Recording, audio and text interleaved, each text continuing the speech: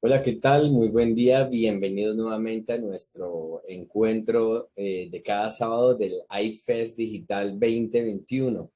Hoy estaremos hablando de dos temas muy importantes que cada día tienen mayor relevancia.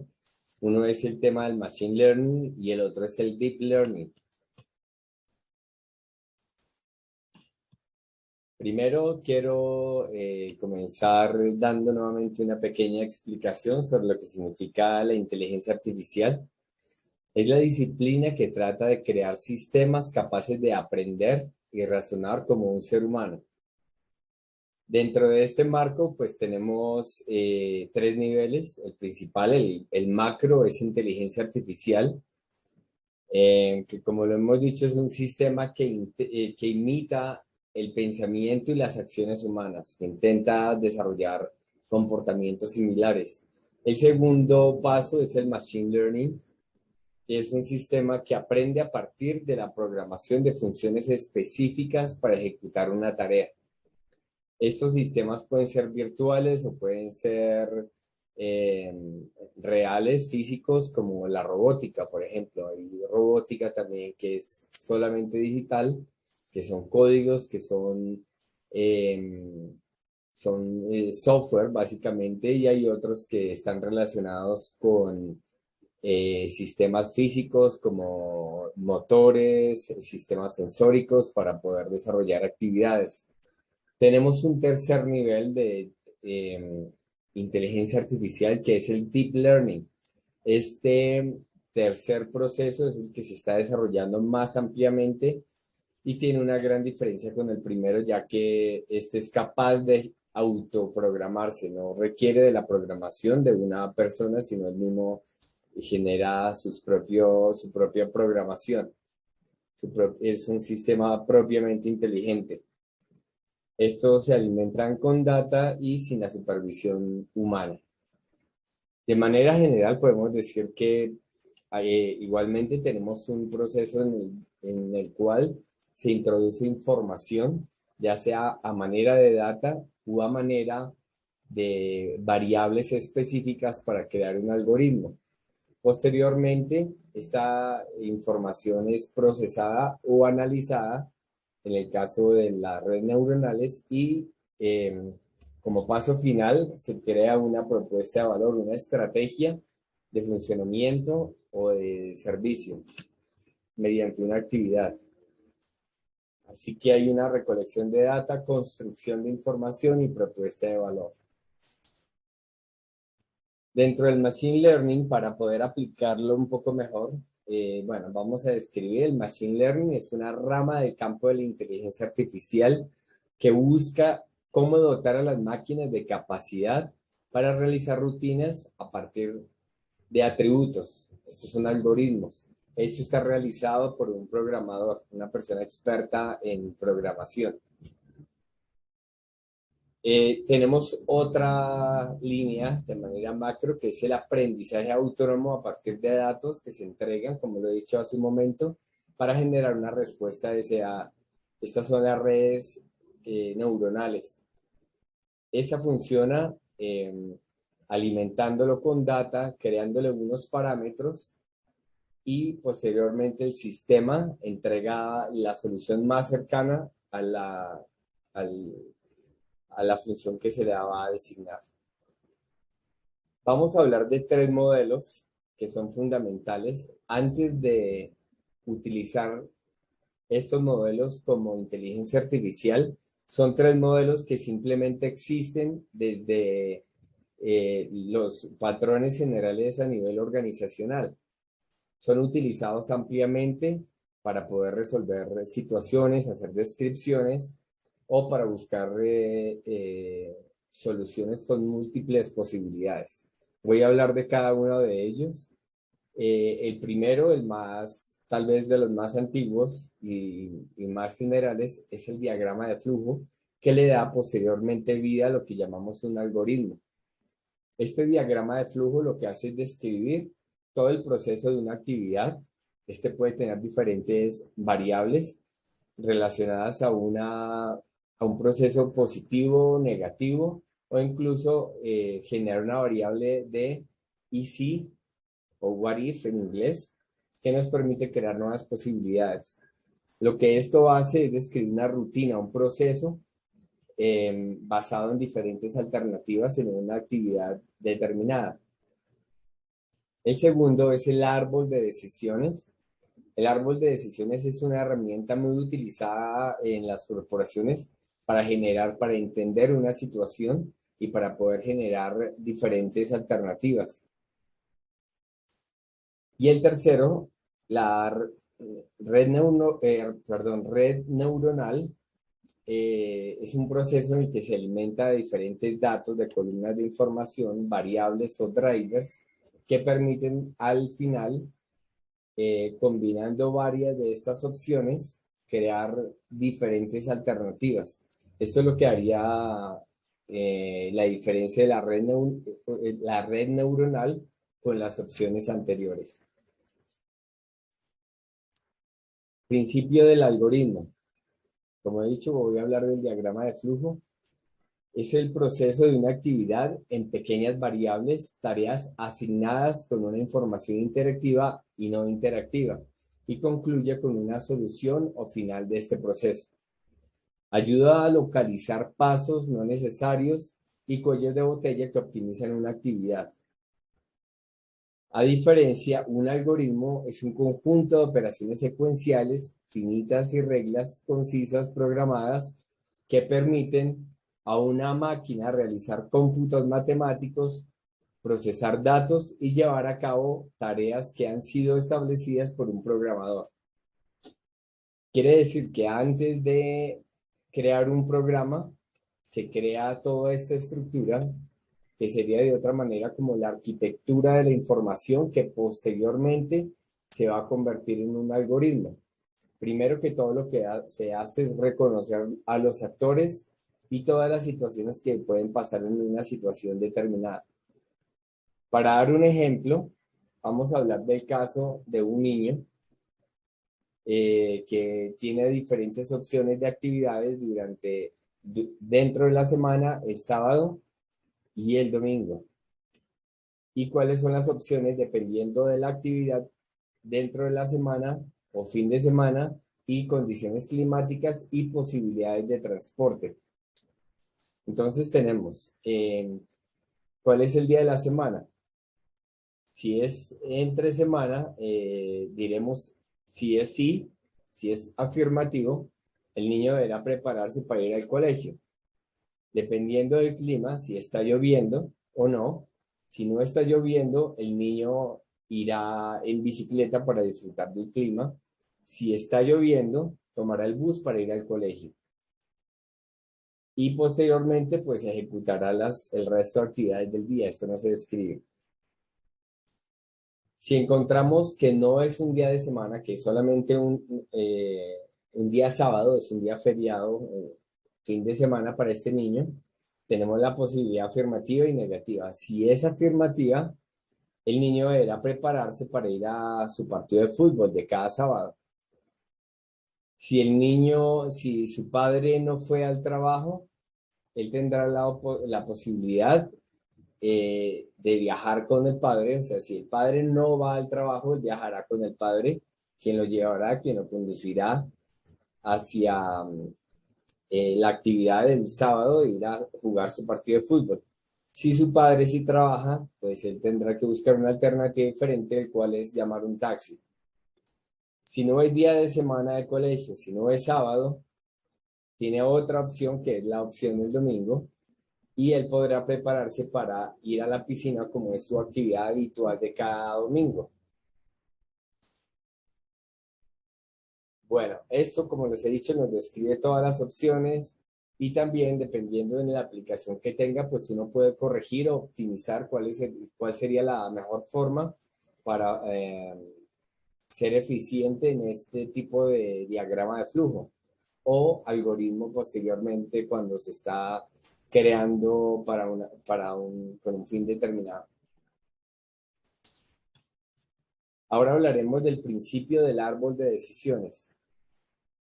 Un árbol de decisiones es un modelo de predicción utilizando diversos ámbitos que van desde la economía hasta la inteligencia artificial.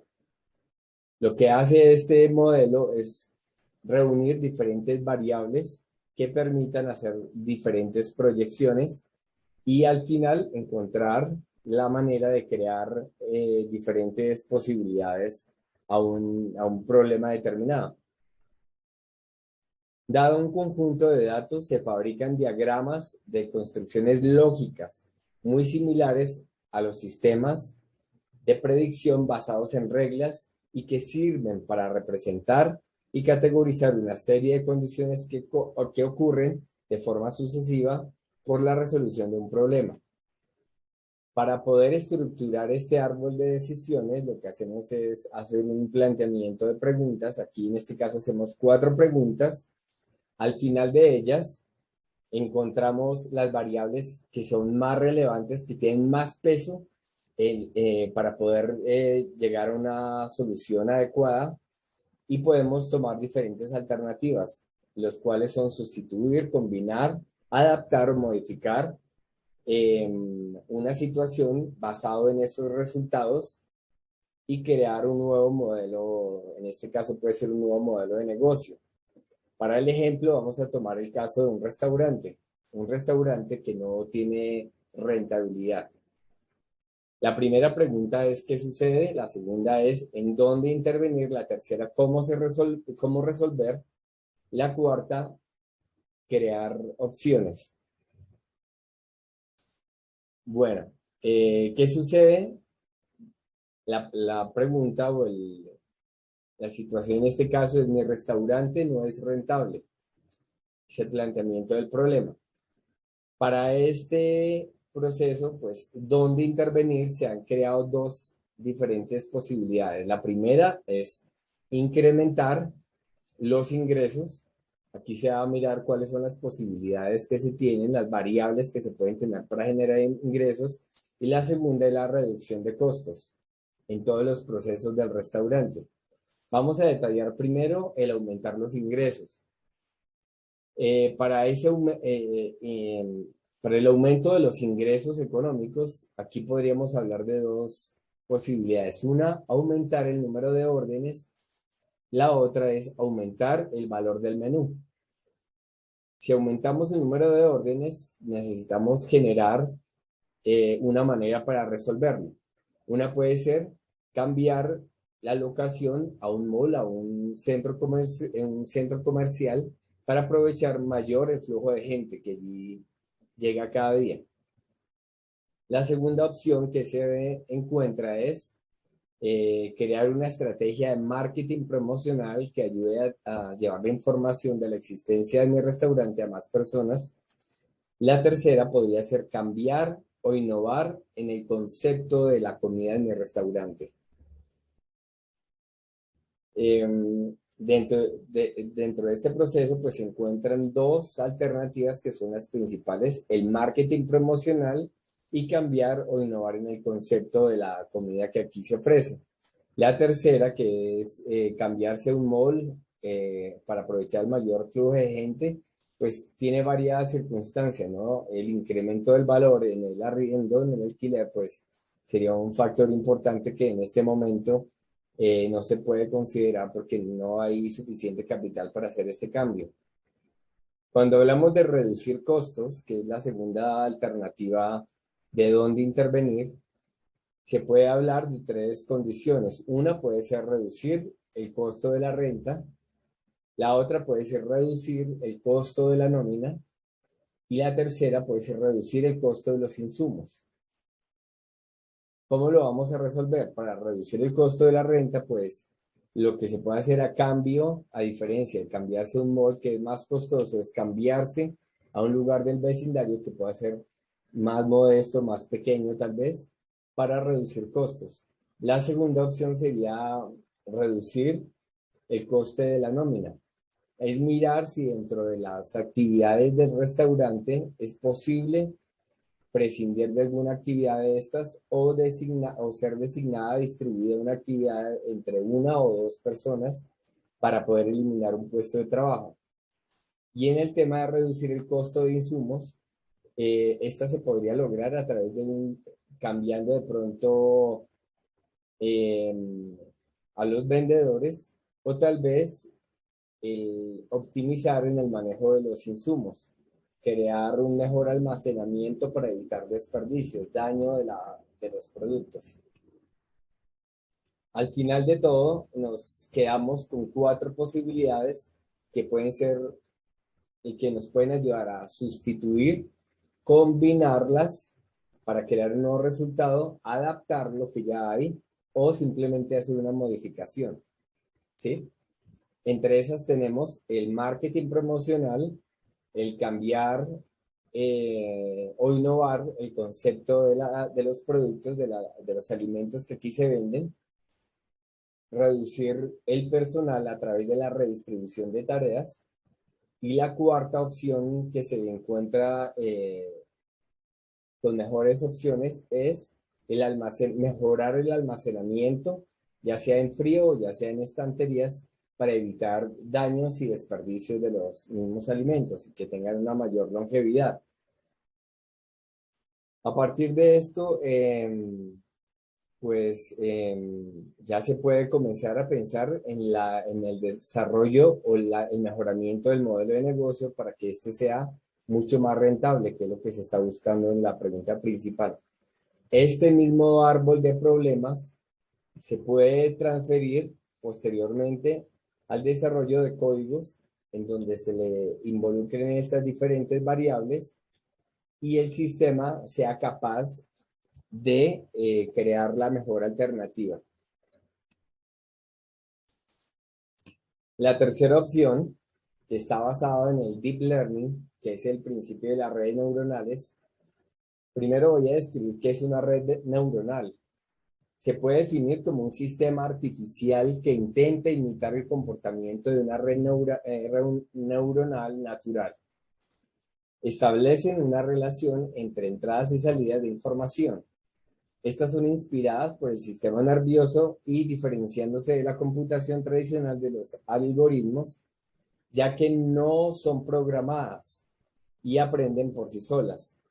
Tan solo se le dice qué resultado tiene, a cuál tiene que llegar, y no requiere o no hay una intervención del programador durante el proceso. Solamente al inicio del proceso se le entregan grandes cantidades de datos, se crean diferentes capas de neuronas, las cuales van a permitir generar complejidad en las posibilidades.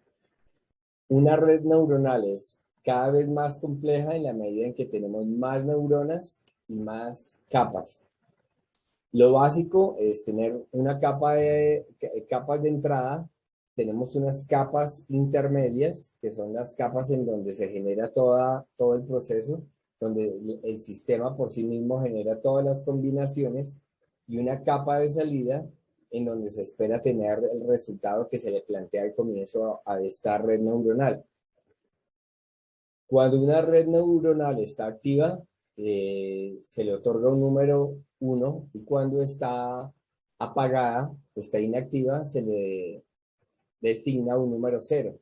Es como un sistema binario que funciona bajo unos y ceros.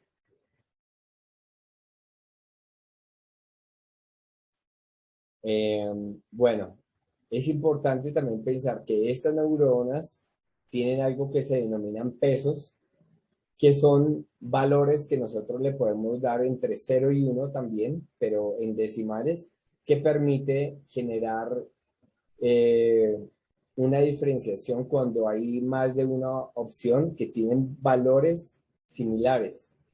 Los pesos lo que permiten es ayudar a generar una facilidad en la decisión. Estas neuronas internas son las neuronas que tienen mayor complejidad. A continuación voy a presentar un modelo basado en la estructura de redes neuronales. Espero que sea lo más útil posible. Este modelo de red neuronal lo hemos preparado teniendo en cuenta el primer ejercicio que los alumnos de nuestros talleres están tomando, que está basado en identificar cuál es su perfil, tipo de liderazgo y roles que pueden cumplir en un equipo, que pueden desempeñar. Entonces, para este ejercicio, para poder explicar de manera más amplia cómo funciona la estructura global de la red neuronal, pues entendemos que primero hay una entrada de datos, tenemos unas capas, una capa de entrada, un input, unas capas ocultas o medias, que son estas capas donde sucede todo, donde eh, las redes neuronales son capaces de generar sus propias relaciones para eh, influir de manera importante en la respuesta.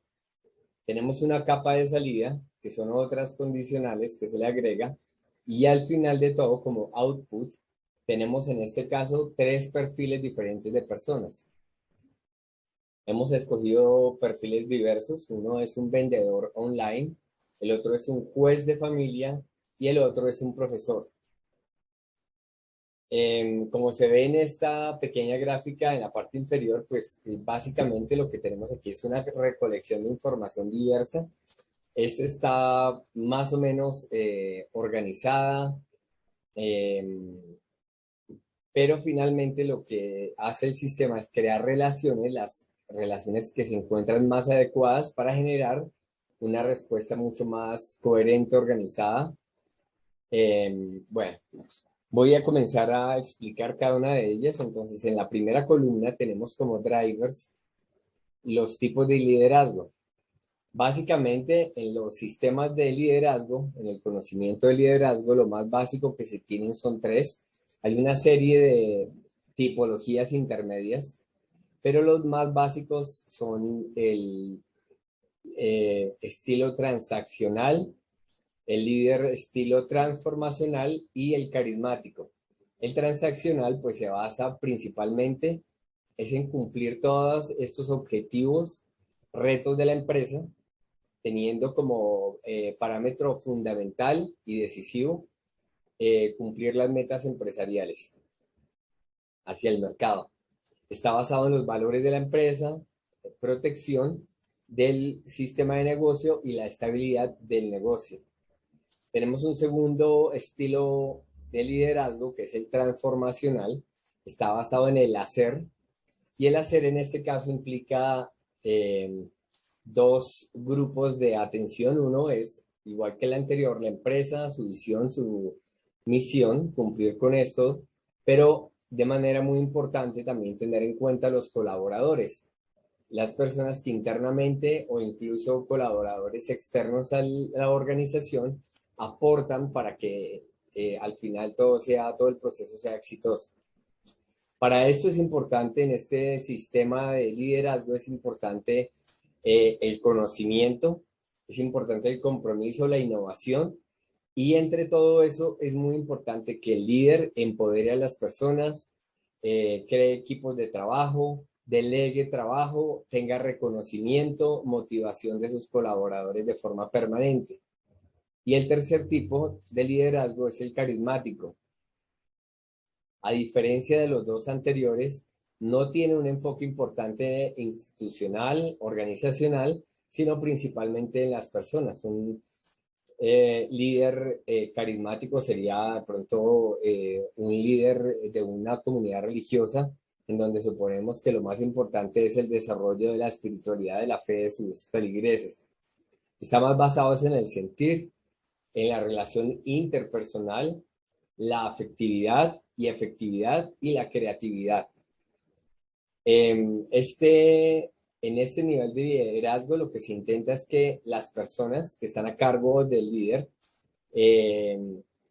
tengan un nivel importante de transformación como ser humano.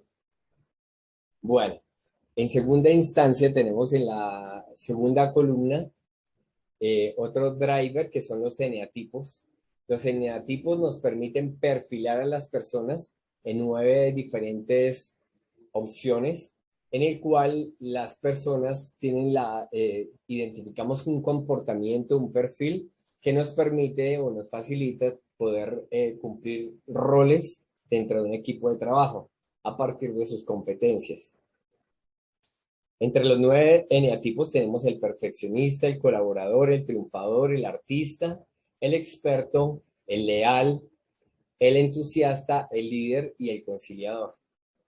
Esta clasificación es muy importante porque a través de los eneatipos nosotros podemos empezar a entender cuál es el rol que puede cumplir una persona de acuerdo al tipo de organización, de acuerdo a una misión específica, un momento en una organización, en un grupo.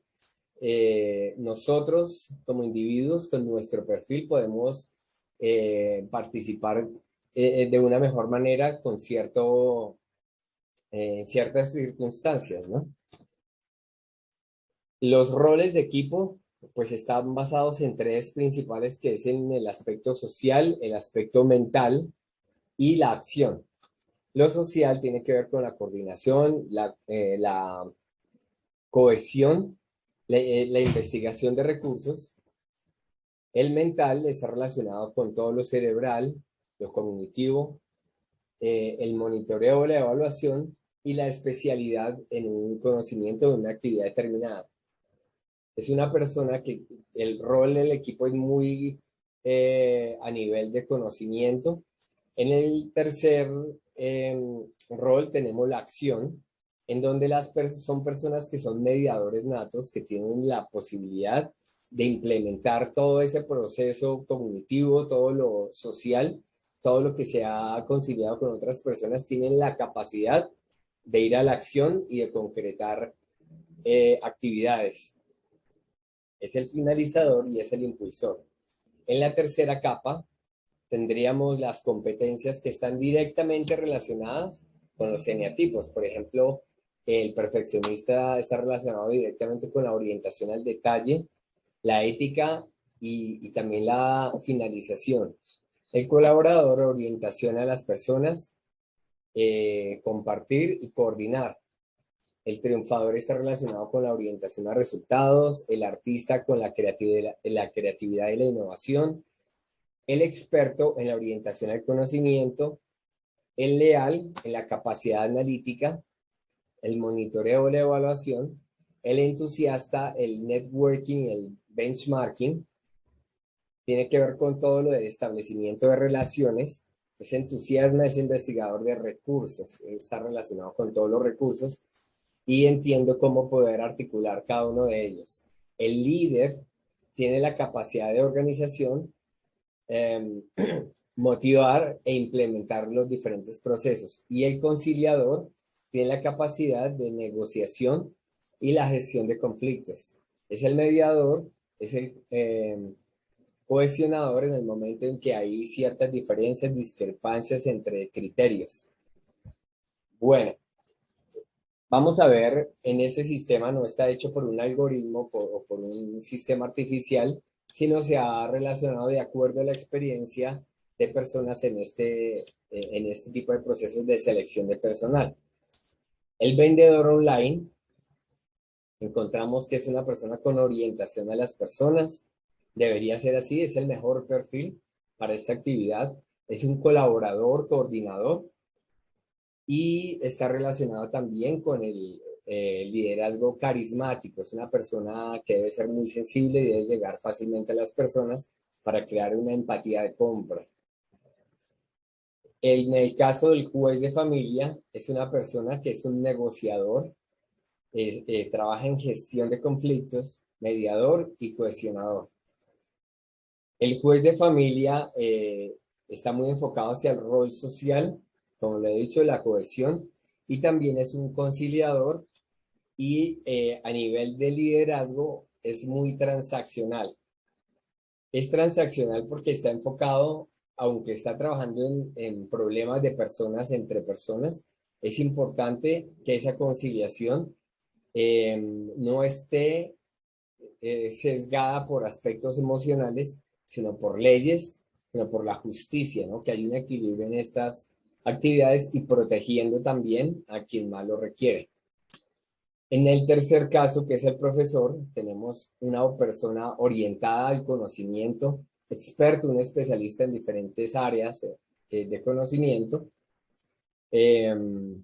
y debería tener un liderazgo transformacional que tiene un equilibrio entre el tema del conocimiento, el compromiso hacia las personas, hacia la institución, pero también hacia el, el quehacer en general de su profesión como profesor.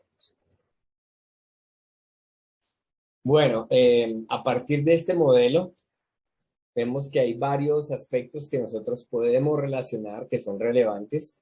En una red neuronal ya no estaríamos hablando de una serie de 4 líneas de neuronas, sino estaríamos hablando de miles. Puede ser una red neuronal absolutamente gigantesca que produzca cientos o cientos de miles de posibles soluciones y entre todas esas poder discernir y encontrar la mejor. Vamos a hacer una explicación de cómo operaría en una red neuronal, cómo se crea, cómo funciona un proceso que es la detección de una huella biométrica, una huella dactilar. Entonces tendríamos, entendiendo ya un poco más el esquema de cómo es una red neuronal, tenemos datos de entrada, tenemos una capa de entrada, una capa media y una capa de salida con unos resultados, con un output, y se crean unas relaciones. Cuando las neuronas, que son cada uno de estos puntos verdes, cuando una neurona está activada o ha sido la seleccionada, dentro de una fila de neuronas está identificada con el valor 1, y cuando la neurona no tiene participación o está desconectada, tiene un valor 0, ¿sí? Muchas veces es preferible que sea 0, como en este caso. El peso podría ser 0, no necesariamente debe tener un valor 1. En el sistema, cualquiera de estos rasgos puede ser el mejor para poder encontrar un patrón y que genere una solución o un valor determinado. Las conexiones tienen algo que se llama peso. El peso tiene que ver con la incidencia o el valor adicional que nosotros le damos a una característica. Si tenemos dos aspectos que pueden competir entre ellos, que son de alguna manera igual de relevantes, cuando calculamos los pesos, estamos calculando valores adicionales que nos permiten optar por una neurona en vez de la otra. Todas estas son variables. Y finalmente, en el caso del sensor, lo que se hace, bueno, voy a explicar cómo funciona la huella dactilar. Se captura una serie de imágenes a través del lector, el escáner de la huella. Se capturan imágenes. El sistema extrae los caracteres de la huella dactilar, algunos rasgos. Generalmente se trabajan un mínimo de 10 rasgos dactilares para poder ser comparados y para poder emitir un resultado, para saber si pertenece o no a la misma huella dactilar que está registrada dentro de un sistema. Comparación de huella con la base de datos. Se pueden tener millones de rasgos de huellas dactilares y solamente es una la que puede llegar a tener esta serie de coincidencias. Posteriormente, estos elementos distintivos se transfieren a unos bloques dactilares de redes neuronales que son, digamos, una parametrización que el sistema crea para validar o no que la huella que estamos leyendo realmente tiene relación con una huella que está dentro del sistema, que está asociada.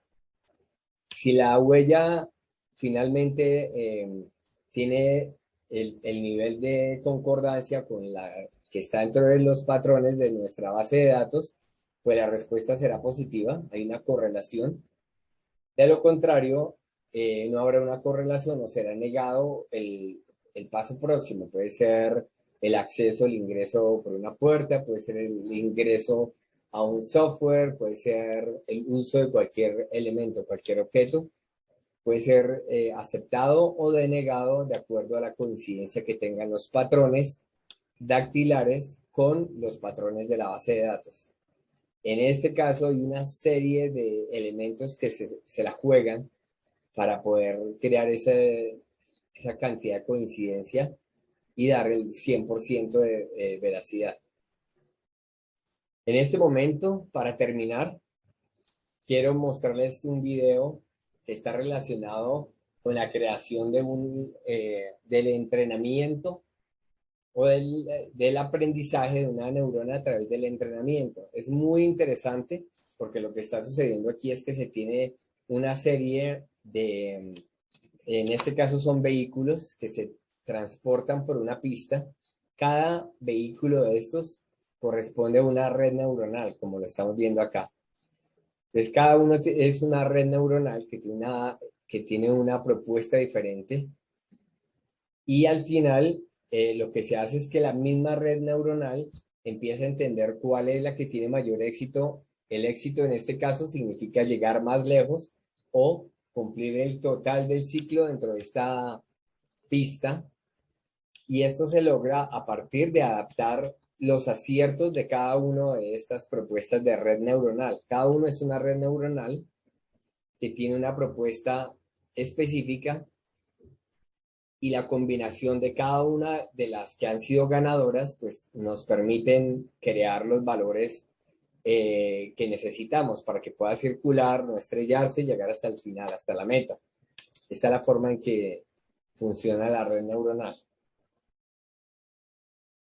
Posteriormente, después de haber entrenado la neurona muchas veces, ya se puede establecer como el parámetro final que va a tener digamos, el funcionamiento específico. Puede ser un robot, puede ser un buscador, puede ser cualquier producto tecnológico que tengamos que esté basado en redes neuronales, pues es llevado de esta forma, ¿no? Se desarrollan diferentes redes, se prueban, se retroalimentan, se entrenan permanentemente hasta lograr la que tiene el mayor entrenamiento, que tiene todas las características más positivas.